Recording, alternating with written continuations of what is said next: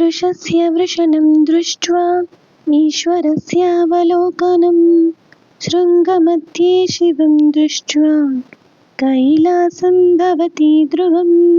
సాధారణంగా మనము నంది కొమ్ముల మధ్య నుంచి శివుణ్ణి చూస్తూ ఈ శ్లోకం పఠిస్తాం. కానీ మనం ఇప్పుడు చూడబోయే నంది ముఖం నుంచి వెలువడే నీటితో ఆ శివయ్యకు నిరంతర అభిషేకం జరుగుతుంది. మరి ఇంకెందుకు ఆలస్యం, చూసేద్దాం పదండి. మొదటిసారి ఛానల్ చూస్తున్న వాళ్ళైతే సబ్స్క్రైబ్ చేసి బెల్ ఐకాన్ ప్రెస్ చేయండి. ఈ ఆలయం పేరు దక్షిణముఖ నందితీర్థ కళ్యాణి క్షేత్రం అండి.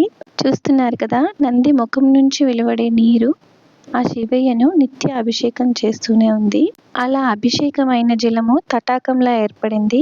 అదే కన్నడలో తీర్థ కళ్యాణి అండి. అండ్ ఈ ఆలయం దక్షిణాభిముఖంగా ఉన్నందువల్ల దీనికి దక్షిణముఖ నంది తీర్థ కళ్యాణి క్షేత్రం అని పేరు వచ్చింది. ఈ ఆలయం బెంగళూరులో మల్లేశ్వరంలో గంగమ్మ ఆలయం ఎదురుగా ఉందండి.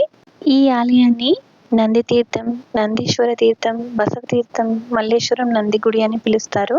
ఆలయం టైమింగ్స్ మార్నింగ్ 7:30 నుంచి 12 గంటల వరకు, తిరిగి సాయంత్రం 5 నుంచి 8:30 వరకు ఉంటుంది. కార్తీక మాసం, శివరాత్రి వంటి మహాపర్వదినాల్లో భక్తుల రద్దీని బట్టి టైమింగ్స్ మారుతాయి. శివలింగానికి ఎడమ వైపున ఉన్న కారిడార్లో గణేశుడు, కుడివైపున ఉన్న కారిడార్లో నవగ్రహాలు ఉంటాయి. ఈ ఆలయ చరిత్ర 400 సంవత్సరాల పురాతనమైందండి.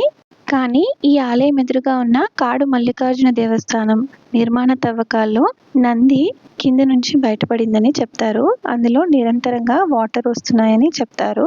ఆ నీరు ఒక రాతిపై పడడాన్ని గమనించారు. తవ్వి చూడగా ఆ రాయి శివలింగంగా కనిపించింది. అలా ఏర్పడ్డదే అండి ఈ దక్షిణాముఖ నంది తీర్థ కళ్యాణి క్షేత్రం.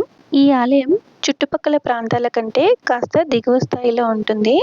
మనం ముందు వీడియోలో చెప్పుకున్నాం కదా, భూమధ్య రేఖకు దిగువ స్థాయిలో కట్టిన ఆలయాల్లో వెలిసిన దేవతలు మనకు సులభ సాధ్యంగా ప్రసన్నమవుతారు. అలాంటి అద్భుతమైన ఆలయమే ఈ ఆలయం అండి. స్వామిని అభిషేకించిన నీరు తటాకంలా అవుతుందని చెప్పుకున్నాం కదా, ఆ తటాకంలో వాటర్ ఫ్లో ఎక్కువైతే ఆలయం ఎదురుగా మనకు ఒక బావి కనిపిస్తుంది. అందులోకి ఆ వాటర్ని తరలిస్తారంట. ఆ తటాకాన్ని కళ్యాణి అంటారని చెప్పుకున్నాం కదా, ఆ కళ్యాణిలో చిన్న చిన్న తాబేళ్ళు ఉన్నాయండి. ఒక 20 నుంచి 25 తాబేళ్ళు ఉండొచ్చు. మరెన్నో చిన్న చిన్న చేపలు ఉన్నాయి. అలా ఆలయ సన్నిధిలో కూర్చొని కాసేపు అలా వాటిని, ఆ స్వామిని తదేకంగా చూస్తూ గడిపేయచ్చు. అంత మనోహరంగా ఉందండి ఆ ఆలయము. మీరు చూసారా? కామెంట్లో చెప్పండి. నేను కాస్త హడావిడిగా దర్శనం చేసుకున్నాననే చెప్పాలి. ఎందుకంటే మేము కాడు మల్లికార్జున స్వామి దేవస్థానము, లక్ష్మీ నరసింహస్వామి దేవస్థానము, ఆ ఎదురుగా ఉన్న గంగమ్మ దేవస్థానము చూసుకున్నాము. అక్కడ బ్రహ్మోత్సవాలు జరుగుతున్నాయి. మేము వెళ్ళిన టైంకి ఆలయం క్లోజ్ చేసే టైంకి వెళ్ళాము. ఇక్కడ మీరు చూస్తున్నదే అండి నేను ఇందాక చెప్పిన బావి.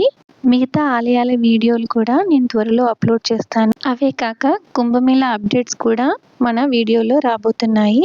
ఛానల్ని సబ్స్క్రైబ్ చేసుకోండి. మీ విలువైన సజెషన్స్ ఏవైనా ఇవ్వాలంటే కామెంట్ రూపంలో చెప్పండి. మరో వీడియోతో మళ్ళీ కలుద్దాం. అంతవరకు టేక్ కేర్, బాయ్.